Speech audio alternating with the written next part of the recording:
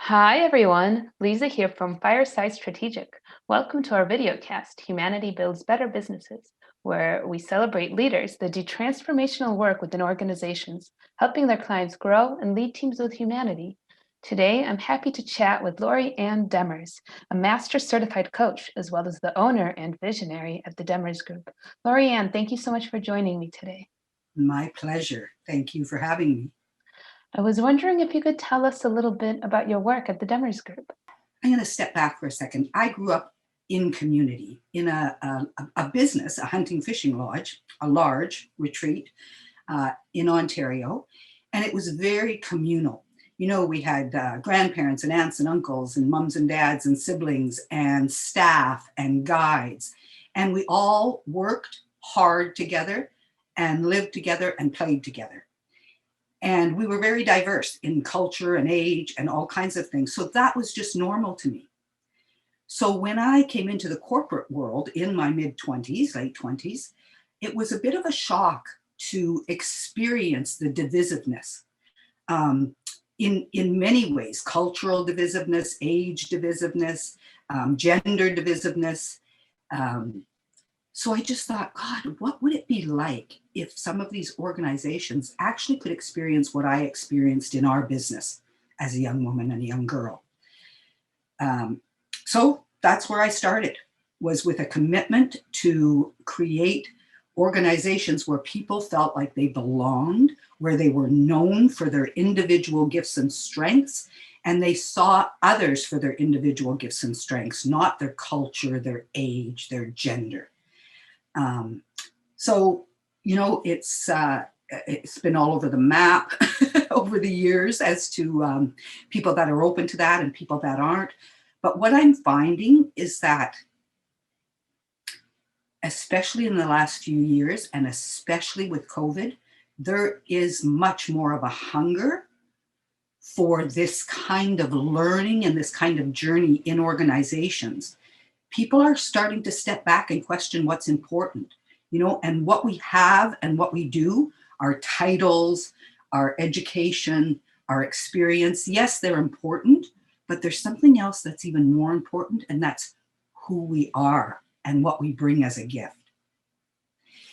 Do you know, I'll just say one more thing before you ask me the next question. No, If that's okay. please. This is so I'm just interesting. currently reading this book by Robin Wall Kimmerer, and I'm in a book group reading this together. So it's very fascinating. And the book is called Braiding Sweetgrass. Now, Robin she has a PhD in botany and studies plants. And so she's a scientist on the one hand. And on the other hand, she is an indigenous woman. She's Anishinaabe. So she brings science and the best wisdom from the First Nations, her First Nations background, into the world. And one of the things that she said is what it means to be educated. Someone asked her, what does it mean to be educated?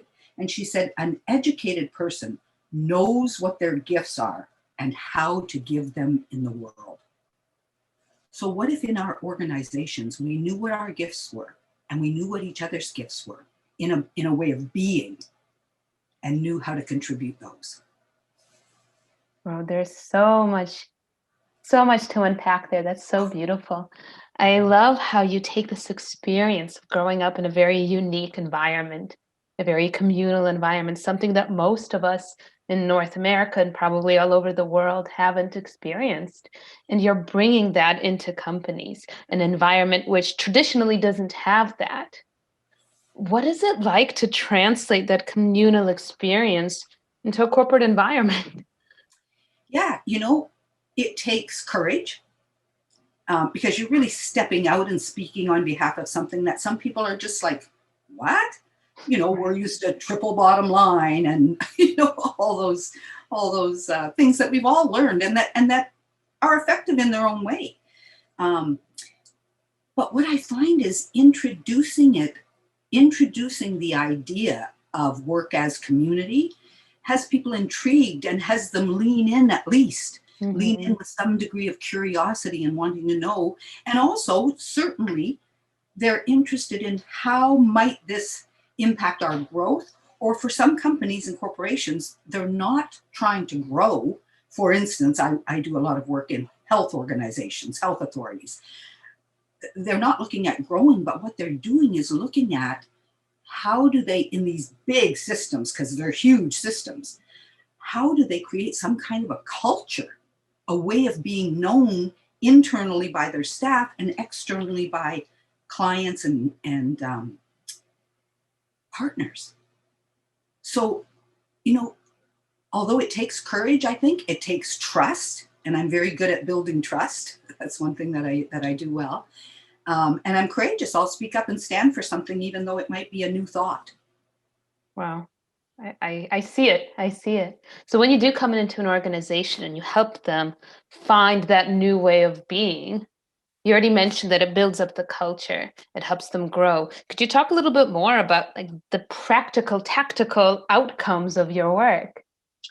Yeah. So, say for instance, well, I was working with an engineering EPCM, engineering procurement construction company, quite a few years back, and it was a division of a much bigger organization. One division of a big organization. And so they were small to start out with. And then I went in and started working with them specifically on their culture. And they had a very diverse workforce. They had people from Iran and India and Saudi Arabia and all over, because engineering and construction tends to do that, right? And so as they started to embark on this journey, the people that started to be attracted to this company were people who were already of that mind. Mm. So not only did their people grow and their business grow, but it grew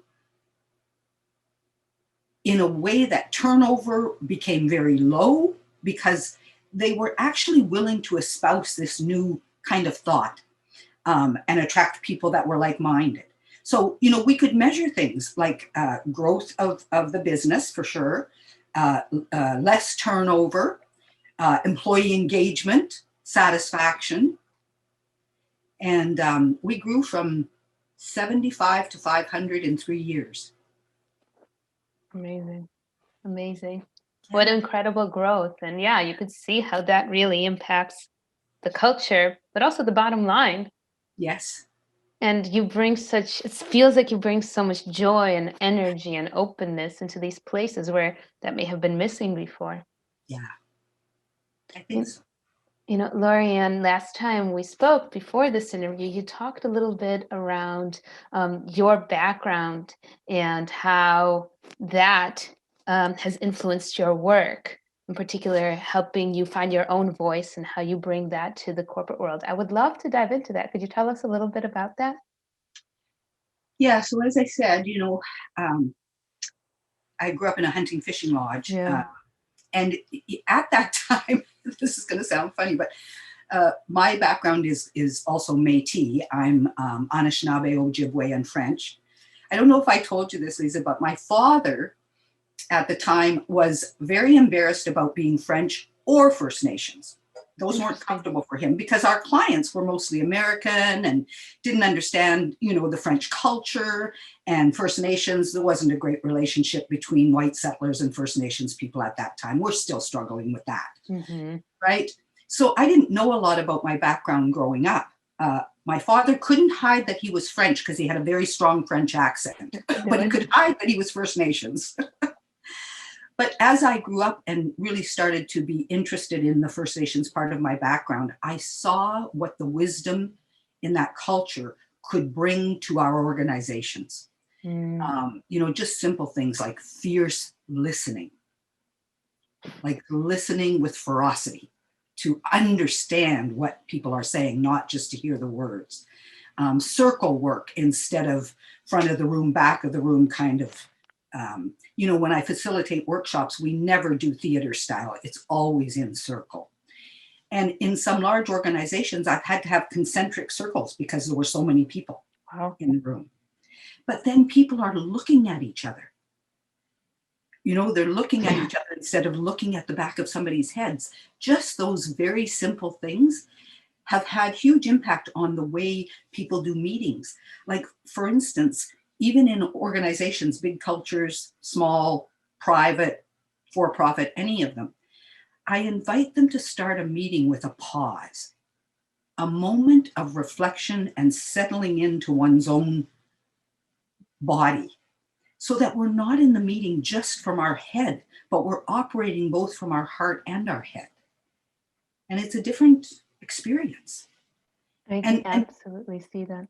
yeah, and I haven't found a lot of resistance to it. In fact, in this organization, this engineering organization that I was telling you about, I did some team development and I started it with drumming. And at first I was really nervous about it. I called the HR consultant and I said, I'm thinking of starting this with drumming. Do you think that would be okay? And she said, I'm going to pretend we never had this conversation. She didn't want to take any responsibility for how it went, which I understood. Anyways, I did. I started it with drumming and I explained to them, it's nothing weird. This is just a way to get settled in your body. So you're operating from both your heart and your head. At the end of the day, I asked them if there was anything they needed to say or do to feel complete. And a gentleman from Iran asked me if he could drum to close the day. Beautiful. Yeah. It's so important to get us out of our brains and into our bodies. I think it's very much undervalued in the business world. And my own personal experience is having worked in management consulting and all these intense white collar jobs, everyone's so stuck in their heads. We all get in our own ways. We don't make good decisions because we've lost touch with our intuition. And I Yes. think it's so beautiful that you were inspired by your own culture, your own history to bring this somatic awareness into organizations. And the impact is powerful. Yes. Yeah. And I have to admit, part of it is probably, I call it walking in two worlds, but part of, I think, why I've been able to do some of it, which is, you could look at it many different ways, is because I am a invisible minority. People don't see me as French or Native. So I come in just looking like a white settler, and then I bring these ideas, and they're more, I think I'm able to bring them more easily because of that, because I fit in both of those worlds. I understand. So, Yes. and I feel very privileged and grateful for that. You're a cross-cultural voice and then can Yes. float between these two worlds. I don't know if I mentioned I'm an immigrant. I moved over to the US when I was 6 years old from the former Soviet Union and Oh, very quickly assimilated. And I actually feel a lot of that as well, that I live between these two cultures. I have this family culture and I have this business culture. And I find that there's always overlap that I can bring from one to another. And I love that you're actively doing that. And you're, rather than turning away from your difference, like a lot of people of a different background do, you're yes. taking that and using that as a superpower. And that's what I help them with too. Like, instead of going into an organization and telling all these people they have to adopt the culture of the organization, I go, what would it be like if we really had a melting pot and we adopted all the cultural pieces and we invited people to bring some of their cultural practices into the organization? So it really melts that divisiveness and creates a more of a looking for similarities instead of looking for differences. That's beautiful. So moving forward, what does the future hold for you? What are you hoping to build with your practice? What kind of people do you want to work with? Yeah, thank you. I've always been kind of a natural visionary, and we're working differently now, right? Most of us are working from home. We don't know how long that's going to last. Some of that may stay in place just because there are some people that are finding that it's really nurturing to work from home, maybe go into the office a couple of days a week and work from home part-time. So my vision of the future is less division between our home life and our work life and our family, and our less of this siloed, where at lunchtime a father who is an engineer can go have lunch with his kids or can go take his dog for a walk and still be part of that corporate world and recognized and do good work. So I think both. I really look forward to continuing to work with people who are looking at holding their business culture differently, newly, and people who are hungry to learn, learners for life, and people who do see the value in working and living differently. in a more holistic way.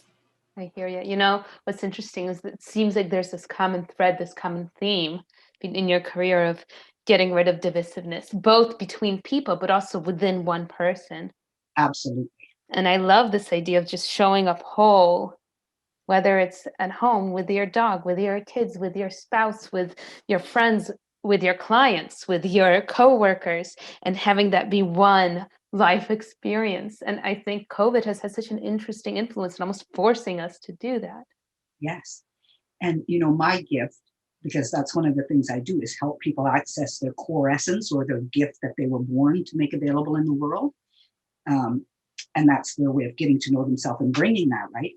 And my gift is authenticity, Mm, right? And so I I see do it. come with that. Yeah, Yeah. absolutely. And I Well, think it allows other people to um, step into their authenticity and not having to wear that mask and be different at home and be different at work and be different in the bank and be different in the school, and but to be themselves and really own and embrace their value. so interesting. You're so right. And I love how, you mentioned the types of people you want to work with, but I think as part of this, you alluded to the fact that, and you mentioned this earlier, the entire business world is changing Oh, yes, and you're coming along for the ride.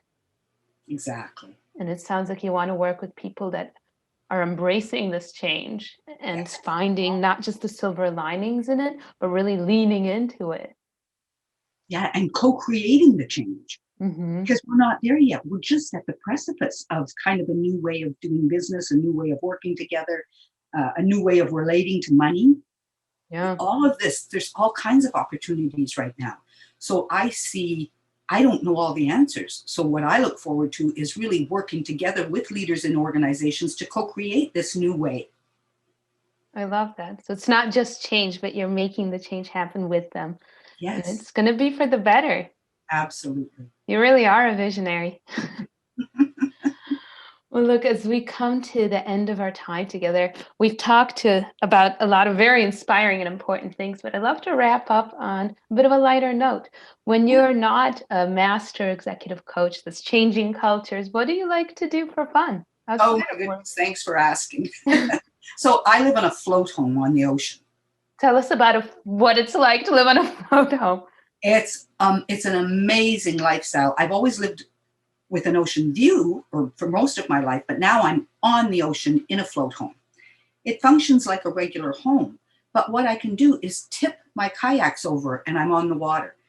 Tip my board, my paddle board into the water. Or the best is go out in the morning in my little power boat and set my crab trap and go get it at 4 and have fresh crab for dinner. That is magical. Right?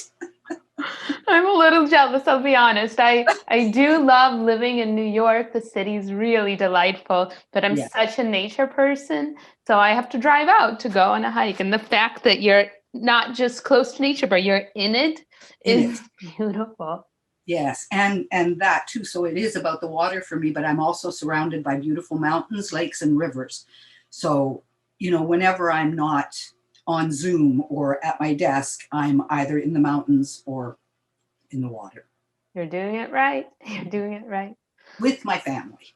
Yeah. Oh, beautiful. Well, look, thank you so much for joining us today. I'm very inspired by the work that you do. I think Thank you. it's important, it's needed, and it's really paving the way for the way business should be done. And congratulations on all of that. And I'm excited to see where it goes. Thank you so much for having me.